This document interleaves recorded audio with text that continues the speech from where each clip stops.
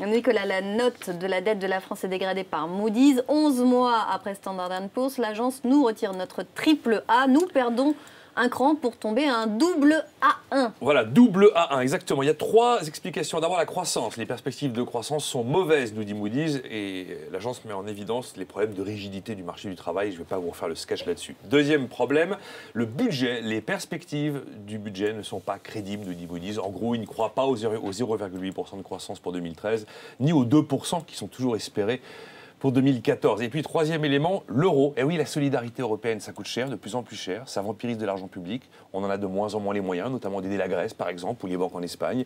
Et puis, le fait qu'avec l'euro, nous n'avons plus de banque centrale nationale. Et la BCE, vous le savez, ne finance pas les États. Et c'est l'une des explications avancées.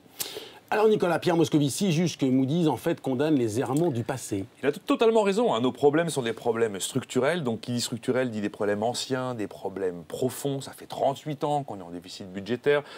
On est déjà à 10 années de déficit commercial. Et il a même doublement raison parce qu'il estime qu'avec cette dégradation, eh bien, le gouvernement est engagé et encouragé à accélérer son pacte de compétitivité. C'est vrai, il faudra aller plus loin et sans doute plus vite que ce qui a été prévu en matière de pacte de compétitivité. Quand même, Pierre Moscovici oublie de dire que cette dégradation de Moody's invalide clairement les 6 premiers mois d'entreprises de démolition économique qui ont succédé à l'élection de François Hollande et quand même un clair désaveu du budget 2013 qui est en cours d'examen au Parlement. Alors Nicolas, quels seront les impacts de cette dégradation? Impact quasi nul s'il n'y a pas de hausse du taux d'emprunt de la France. Et il ne devrait pas y avoir de hausse forte du taux d'emprunt de la France, dans la mesure où nous profitons finalement de la gravité de la crise en Espagne et en Italie. La France reste attractive, tellement l'Espagne et l'Italie font peur aux investisseurs. Après, l'impact sera fort si, à terme, il y a une hausse du taux d'emprunt de la France. Problème pour le refinancement de la dette de la France, bien évidemment.